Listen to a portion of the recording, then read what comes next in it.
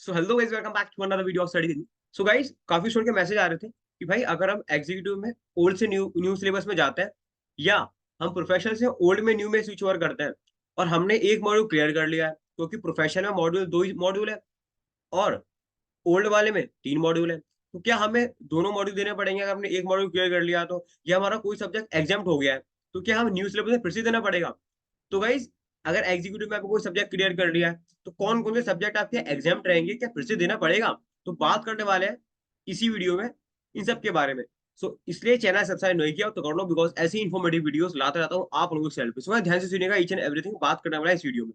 तो क्या होने वाला है, ध्यान से सुनिए। देखो गाइज, पहले हम बात करने वाले हैं एग्जीक्यूटिव की, ठीक है। एग्जीक्यूटिव प्रोफेशनल दोनों के बारे में बात करने वाले हैं। पहले हम बात कर रहे थे एग्जीक्यूटिव। देखो एग्जीक्यूटिव 2017 सिलेबस जो ओल्ड वाला है वही न्यू सिलेबस है। अब देखो गाइस, मॉड्यूल 1 मॉड्यूल 2, मॉड्यूल होने वाले चार पेपर थे।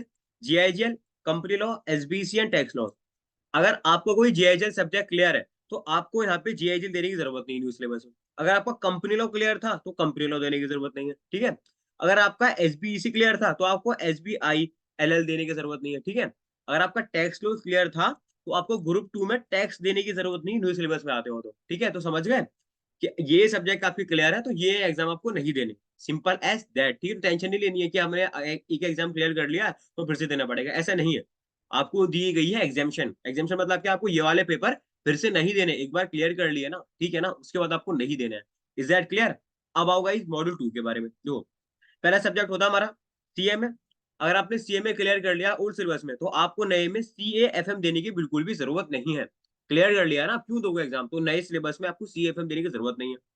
अगर आपने एसएलसीएम क्लियर किया है तो आपको सीएम एसएल देने की जरूरत नहीं है। सिंपल से एक ही सब्जेक्ट है, उल्टा नाम हो गया, ठीक है। आपको एसएलसीएम क्लियर कर लिया है तो सीएम एसएल देने की जरूरत नहीं है। अब देखो गाइस, अगर आपने ईबीसीएल क्लियर किया था तो आपको ईसीआईपीएल देने की जरूरत नहीं है बिल्कुल भी, ठीक है। लास्ट में अगर आपने एफएसएम क्लियर कर लिया है तो आपको फिर से सीएफएम देने की जरूरत नहीं है।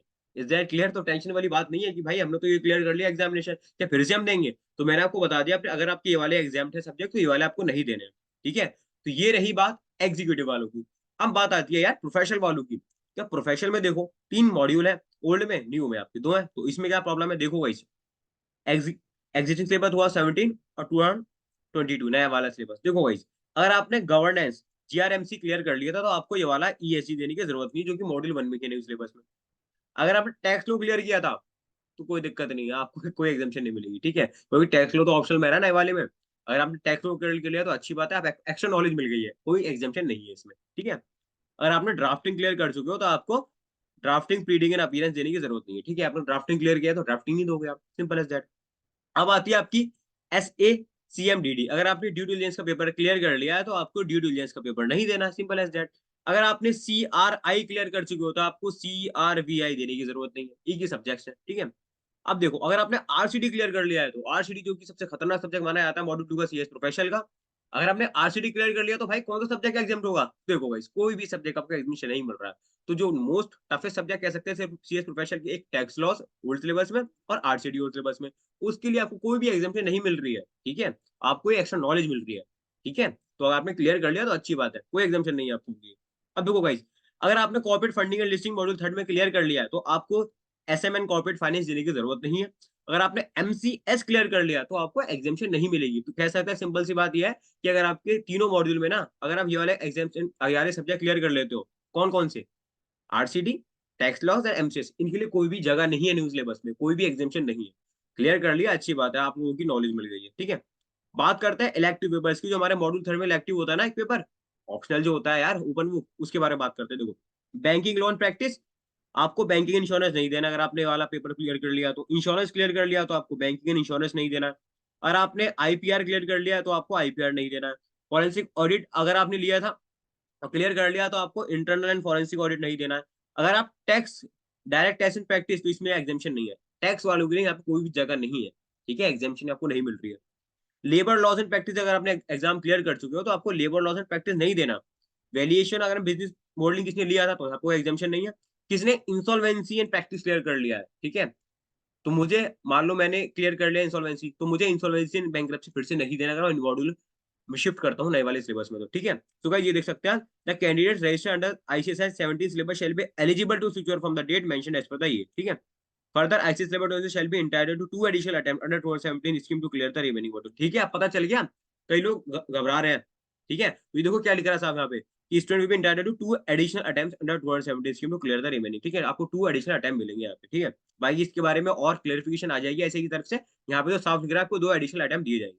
ठीक है, तो सिंपल एज दैट, जितने भी प्रॉब्लम आ रही थी उससे आप गई, ये देखो लास्ट डेट है ना एग्जीक्यूटिव की, तो आपको पता है जून 24 आपका लास्ट अटेम्प्ट है, प्रोफेशनल वाल को दिसंबर 24 है। ठीक है, सो गाइस ये सब मैंने आप लोगों को बता दिया कि कौन कौन से एग्जाम है आपके सब्जेक्ट। अगर आप ये वाले एग्जाम कर लेते हो ना सब्जेक्ट, मतलब अगर आप क्लियर कर लेते हो, तो ये वाले सब्जेक्ट को फिर से नहीं देने। ठीक है, तो टेंशन नहीं लेनी है। कई स्टूडेंट के मैसेज आ रहे थे, भाई हमने तो एग्जाम क्लियर कर लिया है, न्यू सिलेबस में फिर से देंगे क्या? किसी का मॉड्यूल 1 क्लियर है, ठीक है, वो मॉड्यूल 2 शिफ्ट होना चाह रहा है एग्जीक्यूटिव में। किसी के 2 एंड 3 क्लियर है, वो मॉड्यूल 1 के लिए नए सिलेबस में शिफ्ट होना चाह रहा है। तो आप लोगों को बताइए, ठीक है, पता चलेगा सारे कौन कौन से एग्जाम है subject. So guys, if you like the video, hit the like button, subscribe the channel, and last you know very well guys, share as much as you can, और अपने दोस्तों को शेयर कर दो जिसको भी परेशानी हो रही है ना भाई, कौन सा सब्जेक्ट एग्जाम होंगे, क्या हमें फिर से देना पड़ेगा, ये उन लोगों को, उन अपने स्टूडेंट्स को जो एग्जीक्यूटिव में या प्रोफेशनल में, जल्दी से शेयर कर दो, टेंशन ही नहीं चाहिए किसी को। ठीक है, तो गाइस मिलते हैं नेक्स्ट वीडियो में। मस्त तरीके से पढ़ता रहो, गजब तरीके से पढ़ता रहो। All the best for the examination. Tata bye, see you later. Subscribe कर देना चैनल को और लाइक कर देना वीडियो।